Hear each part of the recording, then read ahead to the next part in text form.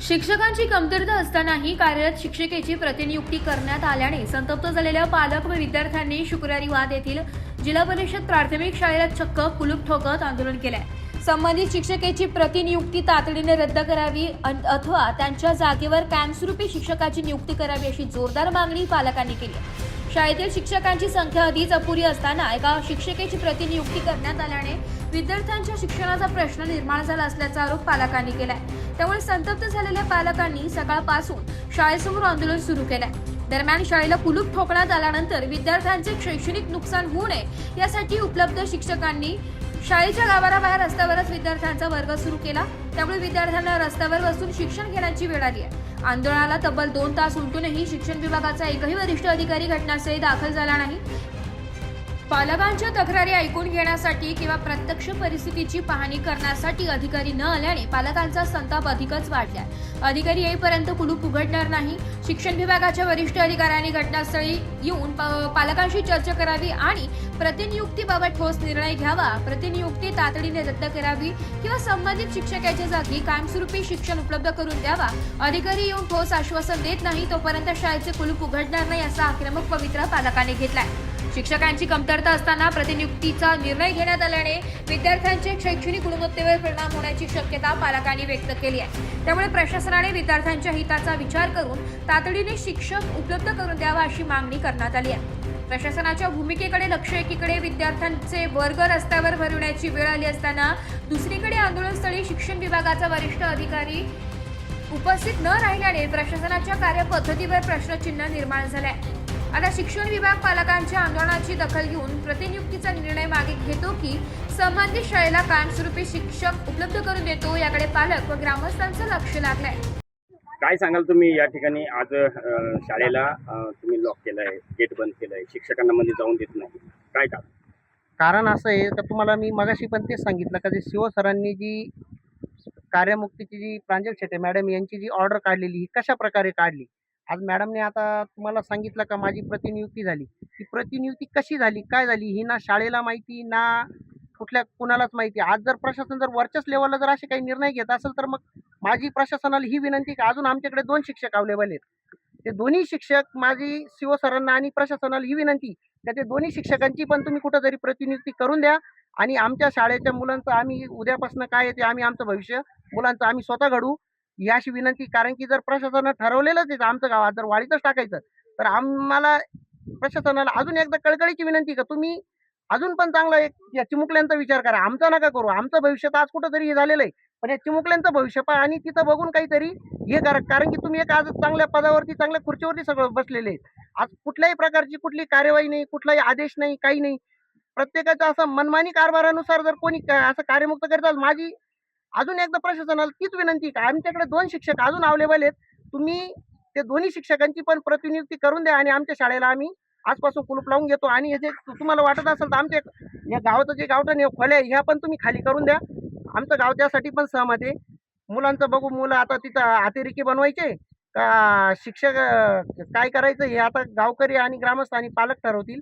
आमचं एवढंच म्हणणं आहे। पण आता तुमच्या शाळेला दुसरी शिक्षक देणार आहे त्या संदर्भात तुम्हाला दुसरे शिक्षक नको का? हा, आमच्या शाळेला जे दुसरे शिक्षक देणार आहे ही जी बदली झालेली ही डायट कॉलेज जी प्रतिनियुक्ती कार्यवाही त्याच्या त्या आदेशामध्ये असा उल्लेख आहे का 3 वर्षापर्यंत जो मासिक वेतन असतं ते मासिक वेतन ह्या शाळेमधूनच निघणार। जर मासिक वेतन जर वादाच्या शाळेमधून निघणार असेल तर तुम्ही शिक्षक कोणत्या पद्धतीने आम्हाला देऊ शकता? असं GR कुठं आहे का प्रशासनाचा का जर 3 शिक्षक जर ज्या शाळेमध्ये गरजूचे त्याच्यानंतर 4था शिक्षक कोणतं प्रशासन देऊ शकतं तुम्हाला? असा कुठला नियम आहे तो पण आम्हाला GR दाखवा, आम्ही तो पण बघायला तयार आहे। असं तुमच्या मनमानीनुसार तुम्ही आम्हाला 2 दिवस शिक्षक देणार आहे, 2 दिवस त्या शिक्षकाला जर नाही वाटलं आमचं गाव एक तर जिल्ह्याचे शेवटचे याला आहे तालुक्याच्या पूर्ण एकदम टोकाला, त्याच्यात जर त्या शिक्षकाला नाही वाटलं नाही यायचं तर मला दळणवळणासाठी याच्यासाठी मला काही अडचण येत आहे तर तो शिक्षक निघून जाणार। म्हणजे उद्या तुम्ही विद्यार्थ्यांचं हे भविष्य घडवणार का? हे कुलूप लावण्याचा आमचा हा दुसरी वेळ आली आहे। पहिले आम्ही कुलूप लावले होते। आम्हाला मागचा असा वाईट अनुभव आहे की एखादा शिक्षक इथून गेल्यानंतर इथं पहिलीपासून तर 5वी पर्यंत 90 मुलं आहे। इथं उपशिक्षिका जे शेटे मॅडम आहे यांची नियुक्ती जी झाली डायट कॉलेजला तिथं जर त्यांची मूळ आस्थापना इथंच राहणार आहे आणि त्या जर काम तिथं करणार असेल तर इथल्या मुलांचं नुकसान होणार आहे. या मुलांचं नुकसान आणि ऑलरेडी पोर्टलनुसार ती जागा खाली होत नाही. पोर्टलनुसार जर 3 वर्ष जर ती जागा खाली होत नसेल तर या विद्यार्थ्यांचं आतोनात नुकसान होणार आहे. तिथं कायमस्वरूपी शिक्षण भेटणार नाही. त्यामुळे ही कार्य जे काही झाली ती कॅन्सल करण्यात यावं. उद्या मुख्यमंत्री साहेबांना माझ्याकडे आता तेवढाच एक पर्याय राहिलेला आहे. तर मुख्यमंत्री साहेबांना मी आता हे मेल वगैरे हे करून त्याच्यानंतर त्याची चौकशी करून त्याची आता वरनं ती चौकशी खालपर्यंत करावी अशी मी आता मुख्यमंत्री साहेबांना ती विनंती करणार आहे आणि माझी ही दखल तुम्ही मुख्यमंत्री साहेबांपर्यंत पोहोचवी अशी माझी तुम्हाला पत्रकार लोकांना विनंती. वैयक्तिक 2 शिक्षकांचं मत आहे काय इतका लोड हा शाळेवर आज 85 90 विद्यार्थी आहेत. 2 शिक्षक कुठे कुठे सांभाळ त्यात प्रशासनाचे काम आहेत BLO सारखे ते काम आहेत ते दिलेले. मग आमच्या मुलांचं नुकसान करायचं का? आणि शासन म्हणतंय मराठी शाळांचं इकडे मुलं प्रायव्हेट शाळेला जात आहे. मग असं झाल्यानंतर ज्यांच्याकडे आर्थिक परिस्थिती चांगली आहे त्यांनी का नाही जाऊ प्रायव्हेट शाळेमध्ये? जर मुलांचं विद्यार्थ्यांचं नुकसान होत असेल पुढे गुंड बनवायचं का? हे प्रशासनाला एक कळकळ विचारायची आणि आमचे प्रश्न आहे गावकऱ्यांच्या तर्फे. आम्ही तुम्ही रितसर जा इथून आणि बदलीवर शिक्षक पाहिजे. कारण आता ह्या शिक्षका गेल्यानंतर आम्हाला 3 वर्ष शिक्षक येणार नाही. माझे स्वतःचे 2 मुलं कोर्टानुसार जागाच खाली होत नाही ना सर. जागाच खाली होत नाही ना. कोर्टानुसार झालं का शिक्षक येईल. मूळ वेतन आमची इथून तीच निघतंय मागणी ना आहे. त्यांचं. तुम्हाला जायचं आम्हाला दुमत नाही त्याच्याशी पण तुम्ही रितसर जा कोर्टानुसार जा. कोर्टानुसार गेले तरच आम्हाला शिक्षक येईल आणि असं अन्यथा इथं पेमेंट घ्यायचं आणि तिकडे काम करायचं ते होणार नाही. आणि ते चालणार नाही. विरोध राहील आणि वरून दबाव टाकत विरोध राहील. विरोध राहील. कायमस्वरूपी हा इथे विरोध राहील आणि नसल काम करायचं आणि रितसर राजीनामा भरपूर होतकरू बेरोजगार तरुण आहेत खूप टॅलेंटेड आहेत का ते काम करू शकता. नसल काम करायचं तर रितसर जाऊ शकता तुम्ही. माझा मुलगा या जिल्हा परिषद प्राथमिक शाळेत शिकतोय आणि ज्यावेळेस आम्ही मुलं इथं ॲडमिशन घेतलं त्यावेळेस शिक्षकांची क्वालिटी चांगली होती. सगळ्या गोष्टी चांगल्या असताना 3 शिक्षक होते आणि त्या 3 शिक्षकांमधून ज्या कोणी आमच्या त्या मॅडम आहे शेटे मॅडम त्या इथून कार्यमुक्त होत आहे.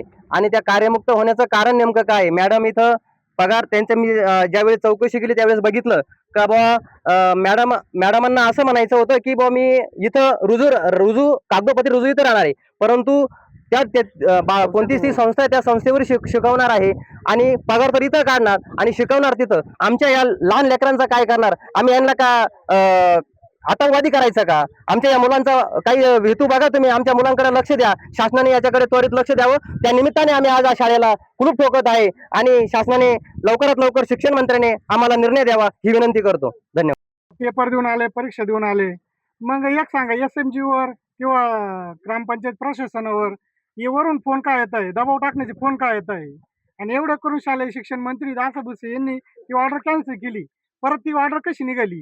आणि एवढंही करून शिक्षक जाताना मॅडम 2 मिनिटं. शिक्षक जाताना इथून SMGचा ठराव लागतो. तो ठराव आम्ही स्वतः SMG वर आहे.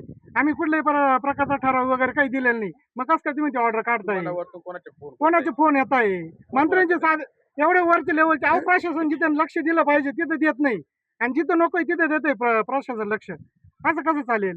नाही फोन कोणाचे वैयक्तिक कोण अधिकारी कोणी फोन सरपंच सरपंच. मला स्वतः वैयक्तिक गिरीश महाजन यांच्या पियाचा फोन आता आलेला आहे. नाशिक जिल्ह्याचे नवनियुक्त झालेले पालकमंत्री गिरीश महाजनचा PNचा फोन मला आलेला का तर त्यांचं स्टेटमेंट मला कॉलवरती असं होतं का त्यांचं नाव पण आहे काहीतरी देशमाने म्हणून कोणीतरी PA गिरीश महाजनांचा हो त्यांचा फोन असाला का म्हणे जे प्रांजल शेटे मॅडम तुमच्या शाळेमध्ये वादामध्ये तुम्ही सरपंच बोलतो म्हटलं हो तर त्यांचे तुम्ही जी काही कार्यवाही जी हे कार्यमुक्त तर ती ऑर्डर तुम्ही देऊन टाका म्हणे. मी त्यांना हा प्रश्न विचारला का तुम्ही जळगाव जिल्ह्यातले असताना आमच्या इथं नाशिक जिल्ह्यामध्ये कसं काय करताय तुम्ही का कार्यमुक्त करायला होता तुम्ही त्या प्रकारची घेतली का? मी गावाला विरोध नाही करू शकत ना.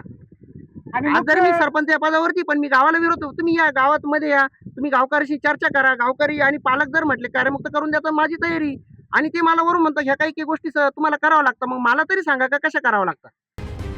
वाईट प्रवीण आहे सरपंचवाद राजेंद्र सोनवणे आणि गोटू नाना शिंदे. रिपोर्ट नाशिक लोकशाही न्यूज नाशिक.